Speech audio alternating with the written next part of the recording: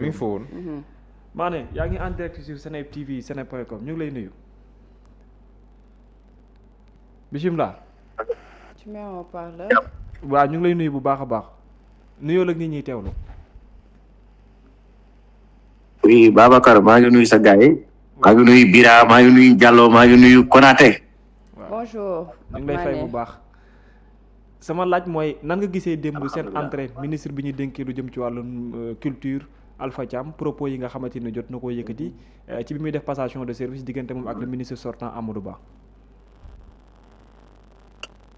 Alors, Diallo, Babacar, merci beaucoup encore pour cette question aujourd'hui qui a suscité un regain d'attention chez les acteurs culturels et pratiquement chez les Sénégalais aussi. Parce que ça a été une passation aussi qui était censée être sobre. Finalement, il y a eu beaucoup de militants de Alpha Thiam comme de Koumba, Mam Koumba Diop, qui est aujourd'hui ministre chargé des industries culturelles et créatives auprès du ministre de la Culture, du Tourisme et de l'Artisanat. Voilà. Donc, dans cette cérémonie de passation, il s'est passé quelque chose. Bien vrai que Alpha Thiam a tenu un très bon discours aussi par rapport à ses attentes, par rapport à son engagement. Pareil aussi pour la dame. Donc, nous leur souhaitons bonne chance et carrément, li nga xam ni moom lañu souhaité def ko ci secteur culturel bi yàlla jàppale leen ci. Mais quand même aussi, il y a eu des frustrations. Il y a eu aussi beaucoup de frustrations par rapport au discours de Alpha Thiam. ñenn ñi jàpp nañ ni sax li mu wax lépp mën naa ni li amal njëriñ culture bariwul parce que politique moo ko laloon commencé ci ay remerciements jëmale ko ci président de la République jëmale ko ci coalition jëmale ko ci ay xaritam ak i ñoñam mais ñoom nee nañ fi ñu ko doon xaaree mooy que Alpha gën a wax ci lu jëm ci culture réellement. Donc am na ca wax joo xam ne jub na fa mooy bim naan am réew kenn du ko defar ci bordel dañ koy defar ci discipline parce que moment boobu mu ngi doon wax di dernier discours am bim doon bëgg a jeexal am benn ndaw suy wax ci ginnaaw mu ne ko s'il vous plaît je vous interpelle un peu de discipline. Donc dans ce pays on peut pas construire ce pays dans l'indiscipline. Donc il nous faut carrément de la discipline pour pouvoir construire ce pays. Donc mu nekkoon loo xam ne nag naqari nañu bari jëmale ko ci acteurs culturels yi ñu jàpp ni kon Alpha au lieu que mu ñëw wax li nga xam ne moo ñu fi indi jëmale ko ci culture mais dafa ñëw di ériger wu di nekk un donneur de leçon te loolu indi wuñu fi. ñenn ñi nag jàpp nañ ni désordre boobu muy bëggoon ñu dindi ko fa moom moo ko fa indi parce que passation de service bi dañ ñëwoon dañ koy def ci sobriété mais moom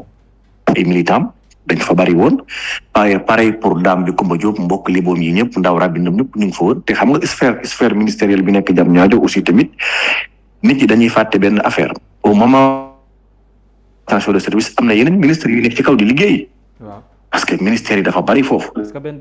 bâtiment foofu lépp lu jëm ci wàllum mumbaay. waaw lépp lu jëm ci wàllum mumbaay tëgg ak fecc dañ ko fay tere parce que tëggkat yeeg yooyu bi ñu ñëwee sax dañu ne tere ñuy tëgg mais xamuñu lu tax. Mais il a fallu que chef de sécurité bi génn wax ne non yéen da ngeen fàtte ni fii néewu leen fi am na yeneen ministre yu ne ci kaw fi mu toll nii di liggéey. d'accord grâce yi ñu ngi fa woon ak ñeneen comprendre nga baax léegi nag. looloo tax ñenn ñi mu nekkoon frustration bu mag réseaux sociaux yi gis ngeen ñëpp loolu ñëpp. mais yow yaa jiite donc acteur culturel bi yow yaa ko jiite au niveau national mais bu ñu waxee aujourd'hui ci wàllum culture ak ñu wax également ki nga xam ne dañ ko dénk tey jii au-delà li nga xamante ni moom la joxe comme moo nekk ne programme bu mu fas yéene doxal la ce genre de propos ci benn passation de service lan la lay jox espoir. wala peut-être waaw genre propos yi nag ci passation de service bon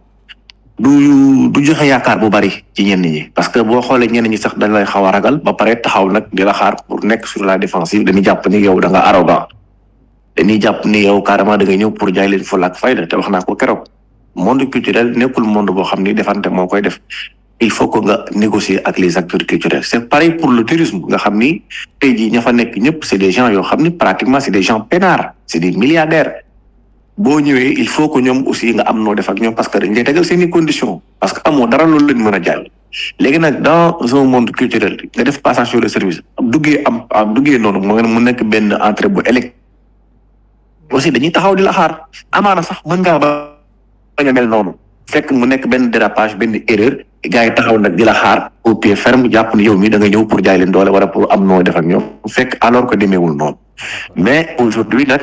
il faut être très objectif c'est très prématuré nag pour wax ni Alpha dina def résultat wala Alpha du def résultat donc le temps est le meilleur juge nañ ko bàyyi mu doxal d'ici quelque temps on verra ba xam te ji Alpha Thiam fi ñu koy xaaree jëmale ko ci wàllu culture ndax dina ko def am déet waaye aussi bu ñu fàtte ni tamit ndaw si aussi dafa am rôle bu mag moom itam Coumba Diop parce que Coumba Diop aussi tamit bu ñu nee ministre chargé des industries culturelles et créatives auprès du ministre de la culture pratiquement mën naa ni la moom lu ci bari ci loo xam ni moom la acteur culturel yi gën a soxla ci moom la ñuy ñëw d'accord mu délégué jëmale ko ci ki nga xam ne moom mooy merci beaucoup Alpha Thiam en tout cas daal loolu moo fa nekkoon comme information merci beaucoup jërëjëf. jërëjëf Mané ñu yendu jàmm. jërëjëf mu nekkoon Alioune Badara Mané ki jiite presse culturelle au niveau national. dañ ko doon fa teeloon démb foofu voilà très bien waaw. ñu ngi koy dikkaat na remercier bu baax a baax li xewoon foofee ca salle ba. ak kàddu yi nga xam ne. am nañ yaakaar ne peut-être ambition yi mu teg dina ko réaliser ba mu nekk ci kaw. li ñuy jot a gis. moom Alpha ñu koy souhaiter bonne chance. c'est très tôt pour juger comme mu wax dikk na tenir na benn discours mënuñu basé wu ci loolu pour juger ko mais bon on attend de voir est-ce que dina def ay résultats par rapport à ça alors Bira tu as écouté Mané moom mu ñu fa teewaloon. il est également le président jiite culture fii ci presse bi moom moo jiite wàllum culture dégg nga kàddu yu nga xam ne yëkkati na ko ñeewal Alpha Thiam discours bu mu tenir alors. ban jàngat ngay def par rapport ak discours bi nga xam ne ñoom acteurs culturels yi lañ doon xaar lu bari lu jëm ci wàllum culture la mais pas discours bu nga xam ne dafa gën a politique que culturel. waaw di nuyu Mané au passage. waa presse culturelle bi yëpp di leen nuyu. ñoom aussi dañu am bon seen carton à jouer ah parce que ñoom aussi nekkul ni ministre bi dafay ñëw rek ministre yi di ñëw di dem. ñoom ñu ni non dañuy appuyer la culture wala appuyer le ministère moi je pense que la presse culturelle aussi doit avoir des défis à relever doit avoir un agenda boo xamante ni dañ ko war a dérouler indépendamment de li nga xamante ni moom moo di agenda bi nga xamante ni les acteurs culturels ñoom ñu ngi koy am mu wax aussi lu am solo Mané parce que mu ngi xam le ni secteur bi ñu dénk Alpha Thiam dafa nekk secteur bu xaw a doy waar loolu aussi c'est une réalité parce que dafa nekk culture ak tourisme dafa nekk ñaari secteurs yoo xamante ni boo ci ñëwee nekkoo koo xamante ni yow yaa leen di wan fu ñuy jaar bien au contraire les acteurs ñoom ñoo la naan fii la ñuy jaar yow da nga war a ñëw jàppale ñu pour faciliter ñu suñu bëgg-bëgg wala suñuy avancer mais du yow yaa leen di tirer au contraire ñoom ñoo lay wan yoon wi donc culture ay dañuy wax sax naan les acteurs les musiciens les hommes de culture ne sont pas des intellectuels mais ce sont des sensationnels du ñu ñoo xamante ni xam nga pour manager leen yombul parce que dañu nekk ñoo xamante ni bon voilà seen imagination seen réflexion seen génie créateur dafa am parfois benn comportement boo xamante ni da koy wane nga koy gis de l'extérieur fekk dafa am leneen loo xamante ni moom moo ko yoral ba tax na day laaj subtilité pour manager la culture au Sénégal mais aussi hisser la culture hisser ko ci niveau yi nga xamante ni yeneen réew yi seen culture àgg na fa parce que boo xoolee tey ci domaine musique ci domaine et cetera nga xool les Congolais xoolal la musique congolaise la musique ivoirienne ba léegi ñun suñu musique mënul àgg foofu mënul hisser wu ci niveau yooyu noonu lan moo ko waral am na lu tax les arts plastiques nga gis exposition yi ni muy demee lépp comme ni ko Khady Diène Gaye doon waxee ci culture bi ni mu amee ci football bi ak ci sport bi ay lobby noonu la amee ci culture bi ay lobby ku ñëw fekk leen fa ku dem ba leen fa musique am na ay kàngam yu ko téye art plastique am na ay kàngam yu ko téye yeneen forme d'art yi pareil bëri na littérature yëpp écrivain yeeg secteur boo ci dem am na ay kàngam yu ko téye yoo xamante ni ñoom daal da ngay ñëw bootu seen ginnaaw wala bu ñu bëggul nga émerger doo émerger te boobu ba léegi ñoom ñoo fi nekk mu nekk li nga xamante ni aussi parfois day étouffer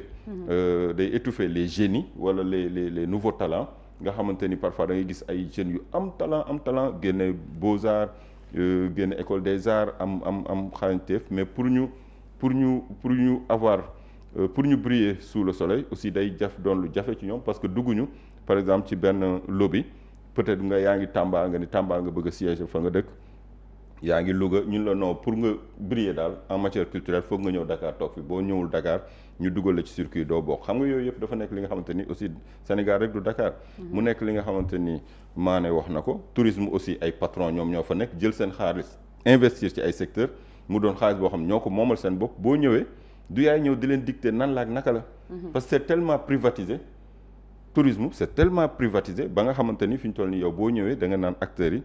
lan mooy jafe-jafe yi ñu xool na leen état di jàppale aussi jiim leen a normaliser. travail d'unité la daal. travail d'unité la jiim leen a normaliser aussi ñoom it li ñu warloo ak état ñu def ko ba pare état door leen a jàppale mu nekk joxante loxo boo xamante ni boo ñëwee foog nga ànd ak souplesse dafa nekk milieu yoo xamante ni c'est libéral. ña fa nekk seen patron bopp lañu heure bu leen neexee la ñuy xeew heure bu leen neexee la ñuy tëdd ni ñuy gérer aussi seeni société souvent du yow yaa leen koy dicter gis nga li xewoon ci Diamniadio hôtel bi nekk foofu ak sénégalais yi nga xamante ni am na lu ñu fa doon dund ministre bi sortant bi mu ñëwee problème boobu la gën a confronter la njëkk a confronter xaw ma saafara na ko xaw ma saafara ko mu nekk loo xamante ni foog état patron nga aussi mais état tamit du seetaan ngay jël nit ñi di leen liggéeyloo ci naka su dul noonu di leen def comme des esclaves amuñu droit amuñu dara mooy les deux poids yi nga xamante ni foog nga koy juguler. di ko jiima xool noo koy gérer te loolu aussi dafay laaj souplesse laaj un esprit managérial mais aussi laaj li nga xamante ni moom moo di ouverture pour saisir vraiment les enjeux avant nga ciy dugg. Merci. Alors Mohamed, que penses-tu du discours de Alpha Thiam? Bon, je pense qu'on ne peut pas inviter une myriade de militants, les réunir dans une salle et vouloir imposer un silence de cathédrale ou de cimetière dans la salle, quoi. Alors pour moi, Mountané. Donc c'est vouloir quelque chose et son contraire. Mais personnellement quand même, jàpp naa ne loolu pour ñu éviter woon il fallait juste ñu def lépp dans la sobriété, ça ne s'est pas fait comme ça. Donc c'est normal que lii ni am. Mais man personnellement moom li ma xam ci moom mooy disponibilité, humilité ak franchement courtoisie loolu laa xam ci moom très sincèrement loolu laa koy seetal. Je pense juste que peut-être sur le feu de l'action ak yooyu noonu moom moo tax mu waxee noonu et je pense que bu dem doon tey du waxee noonu parce que voilà cadre bi fi mu leen dajale mënu woon am silence bi mu bëgg moom parce que nu ñëw indi seen i tamaak seen i tëgg ak seen i nangam nekk nit yu bari ci benn salle si passation de service boo xam ne ni xam nga en général les passations de service des ministres yow yaay bëgg nu mu mel ko bu nekkee da nga bëgg mu mel nii bosu maître Bamba Cissé que bosu Mokhtar Cissé mun ne moo ne foofu ministère de l'intérieur la mais am na yeneen yoo xam ne nii ça s'est fait sans tambour ni trompette donc pour emprunter même des instruments qu'on utilise dans la culture ak yooyu mais bii ça s'est fait avec tambour et trompette et tintamarre donc loolu ça a été initié par l'initiateur. waaw loolu laa wax xam nga am nay ministres yoom Maître Moussa Sarr bi muy jël fonction moom soxna Yacine Fall déggoo si dara parce que Maître Moussa Sarr il est venu ñëw nu jox ko mbir yi mu dem yoonam donc mais le politique xam nga Maître Moussa Sarr il n'est pas politique mais le politique dafa am neneen ni muy xalaatee mais boo bëggee mu xumb dafay xumb boo bëggul mu xumb du xumb waaye boo bëggee mu xumb ba pare mu xumb après nga ne gars yi bu mu xumb loolu dafay jafe donc man jàpp naa loolu mais man moo dëgg yàlla personnellement li ma xam si moom mooy disponibilité humilité ak courtoisie. Très sincèrement ñett yi laa xam si moom te mënuma koo seedal leneen lu dul loolu mais démb dama jàpp ne rek. njumte la quoi. dañoo def lenn ba pare bëgg leneen ni maanaam bëgg nañ si ndoxu géej gi mais bëgguñu mu saf xorom loolu tam mën na rek. da nga fàtte Alpha bi muy def passation. voilà c'est ça ak Marie Rose bu njëkk ba ak Marie Rose. c'était la première fois ñu gis mobilisation. bu mel noonu ci nguuru Pastef. mu nekk li nga xamante ni moom xam naa ni Pastefiens yi. ils ont le cœur meurtri parce que ñoom pratique yi ñu doon xeex démb. mais pratique yooyu day mobiliser quoi tey la fi gën a ne. mënoo mobiliser nag ba pare am na ay nit. mënoo mobiliser nag ba pare mu dem yóbbu ay nitam. waaw voilà léegi mënoo mobiliser ba pare ADPME passation bi. noonu la ko defee woon bii tamit nii la. léegi mënoo mobiliser ba pare. nga na gaa yi yóbbu ay nitam. waaw mënoo mobiliser ba pare. ci benn salle ba pare salle yi ñu koy defee ay salles yu xat la. waaw su ma nee salle yu xat par rapport ña fay nekk moo tax muy xat. mais passation de service ni nga ko bëggee noonu la amee bu nit yi bëree xam nga même ki nekkoon ministre de la culture Mbagnick Ndiaye le ministre Mbagnick Ndiaye bi muy wax ba gaa yi kii mais si effet wu nit yu bari nekk dans la salle di ko galvaniser ba mu wax sax loo xam ne nii après à tête reposée sax voilà bi mu naan ba ma nekkee ministre soxna jiitu réew man ak Matar Ba voilà ministre nañu loolu gërëm parce que loolu tentamar bi si war a moo lay xam nga ges say mbokk taxaw say kii taxaw say xarit taxaw say militant taxaw di la tagg di la kii ak yooyu boo àndul ak dal tuuti mën na la wax loo sax loo xam du yow tàccu dafa garaaw quoi tàccu ambiance ak tàccu yooyu noonu dafa garaaw ba fa nit di la fàttali say maam ak yooyu boo amul dal tuuti rek mën ngaa xoggali donc je pense que noonu lañ ko mën a comprendre mais sincèrement man moom wax dëgg yàlla ñetti jikko yi ma wax moom laa xam si moom disponibilité courtoisie ak beneen bi lan la woon sax humilité ñett yi nag laa xam si moom wax dëgg yàlla jërëjëf alors Babacar par rapport ak Alpha Thiam discours bi nga xam ne tenir na ko ak li xewoon ci biir salle bi non nañ jàpp ne peut-être contexte moo tax mu waxee nu mel noonu parce que man